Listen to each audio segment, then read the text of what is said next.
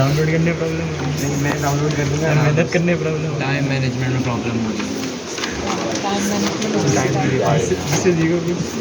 Timing खराब बच्चे होते हैं, लैपटॉप में कुछ बच्चे होते हैं जिनको थोड़ा सा मुश्किल लगता है तो वो बोलते हैं कि चलो फ्रेंड्स कर लें। बहुत ही ज़्यादा मुश्किल हमारे पास लाइन जो है जो OEL हाँ ये रहा। उसमें हमने जैसे बनाना है एक आर के अपोजिट एल भी, दोनों सबको सेपरेट भी बनाना है, फिर मिक्स भी बनाना है, और ये फिर आखिर में लिखा हुआ है लोड, उसका उसमें क्या करना है। मेरे एक चीज़ होता है, देखो ये आपके पास PBL, मेरे पास नहीं है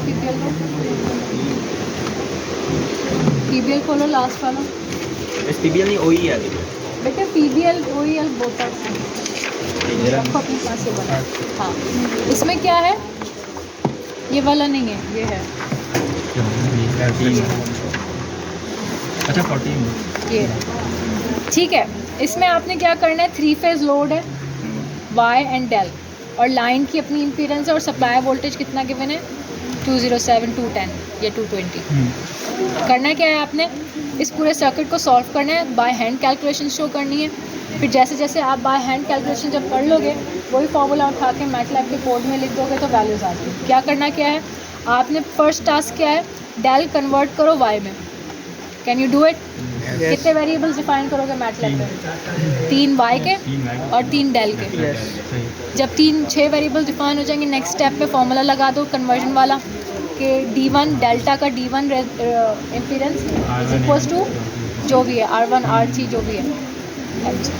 फेज वोल्टेज फाइंड आउट करने के लिए क्या करोगे, लाइन वोल्टेज गिवन है सप्लाई साइड पे, इसी को डिवाइड बाय क्या कर दो, ठीक है, कर लोगे, कोड बन जाएगा।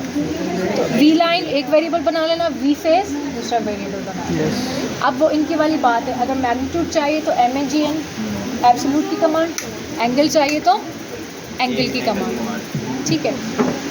सिंगल फेज इक्विवेलेंट सर्किट बनाना है, क्या करें हम, इसको सिंगल फेज बनाओ क्योंकि बैलेंस्ड है। क्यों बैलेंस्ड है, लाइन इम्पीडेंस तीनों जगह है, 60 - 4J तीनों जगह है, 30 + 40J तीनों जगह। Overall system is balanced with respect to load, with respect to line, with respect to source as well. क्या करें, सिंगल इक्विवेलेंट बनाना है सिंगल फेज, कैसे बनेगा, इक्विवेलेंट सर्किट नहीं आते बचपन में, तो सीरीज और पैरेलल इक्विवेलेंट किए, फिर डेल किए, इन दोनों के इक्विवेलेंट निकालना इक्विवेलेंट सर्किट बनाना है, एक सिंगल लाइन डायग्राम ऐसे बन, बस।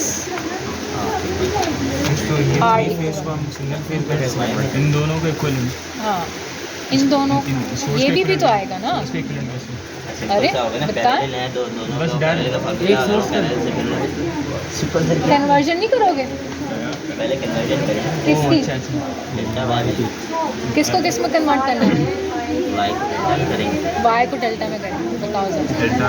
फिर डेल्टा को वाई में करेंगे ना, डेल्टा को वाई में कन्वर्ट कर दोगे जब, इसको उठा के जब ये ऐसे बन जाएगा, हाँ सही है। तो अब 2 वाइज जो है वो पैरेलल आ जाएंगे, पैरेलल कर लोगे, फिर जब वो पैरेलल हो जाएगा तो ये किस में आ जाएगा, सीरीज में आ जाएगा। यस जब ये दोनों ऐड हो जाएंगे तो फिर ये फॉर्म की बन जाएगी, यस ये सर्किट रिड्यूस हो जाएगा। यस। सिंगल वोल्टेज 3 है ना, जब ऑब्वियसली इस वक्त लाइन वोल्टेज ऐसे होगा बिटवीन, जब सिंगल फेज बन जाएगा तो ये वी फेज आ जाएगा। क्यों, क्योंकि ये फेज की वायर होगी और ये न्यूट्रल की value, this become single phase equivalent, ठीक है।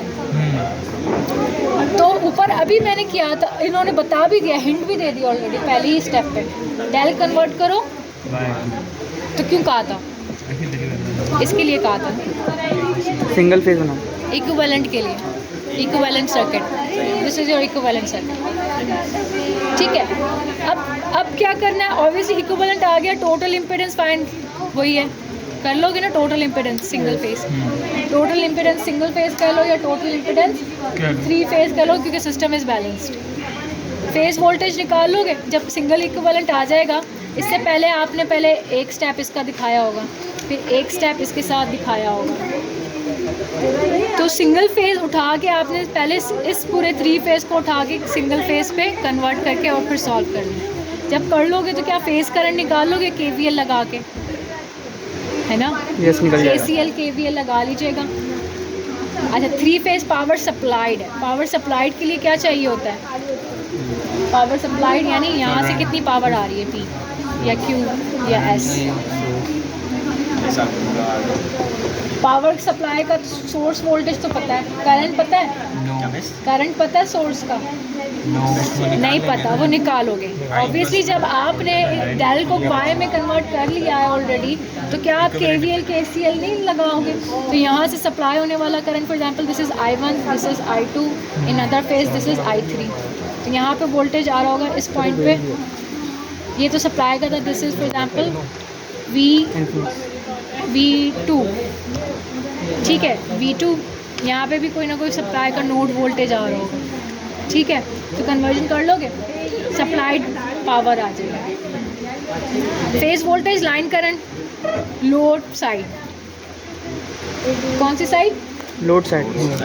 लाइन वोल्टेज तो पता है आपको 220 है, फेज तो निकल जाएगा सोर्स साइड का। तो लोड के लिए क्या करोगे? अगेन वही जो आपने इक्विवेलेंट सर्किट बनाया हुआ है, इसको बैकवर्ड या रिवर्स जाके लोड पे, जो फॉर एग्जांपल ये आपके पास लाइन है, ये आपके पास लोड है, ये मैं सिंगल फेज बता रही हूँ, फेज नंबर 1 एंड न्यूट्रल, ये आपके पास आ गया VS,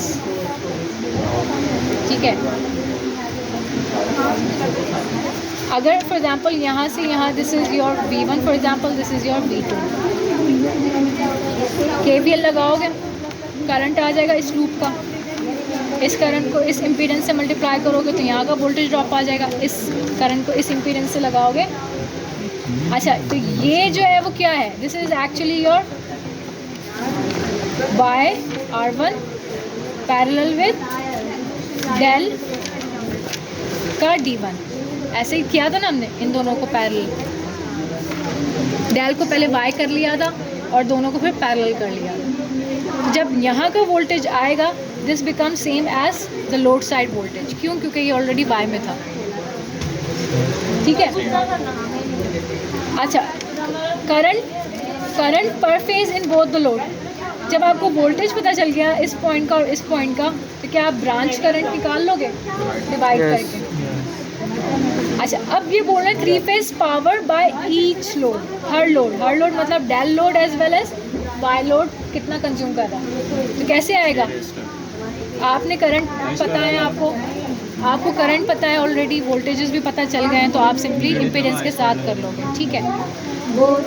power 3 phase power by each load, line कितनी कंज्यूम करें? यहाँ पे पावर जो ड्रॉप हो रहा है, क्यों? क्योंकि power supplied is equals to P loss in line plus P load. तो P लॉस भी फाइंड आउट कर लो, और P लाइन जिसे आप P लॉस कह लो या P लाइन कह लो, और साथ ही साथ P लोड भी कह लो, ठीक है। Verify that power delivered is power supplied, law of conservation of energy. तीनों का सम इक्वल आना चाहिए। बस इसको रिपोर्ट फॉर्म में जनरेट कर लीजिएगा। This is your PBL। Calculations by hand, simulations के स्नैपशॉट्स प्लस रिजल्ट के भी स्नैपशॉट्स, वेव फॉर्म जहाँ जहाँ आपने बनानी है, करंट वोल्टेजेस देखो ना, कहाँ वेव फॉर्म लिखा हुआ है ना बेटा, पढ़ तो लो। सही। अब कल की लैब जो आप लोग 11 बजे आ रहे हो वो देख लो। अभी आप लोग बैठ के RLC करोगे। अभी देख लो क्या करना है। अब हमने lab number, this is lab session number 10 and lab session 11, दोनों को मैं एक साथ एक्सप्लेन कर रहा हूँ। The difference between this lab, pause कर दिया था ना वो।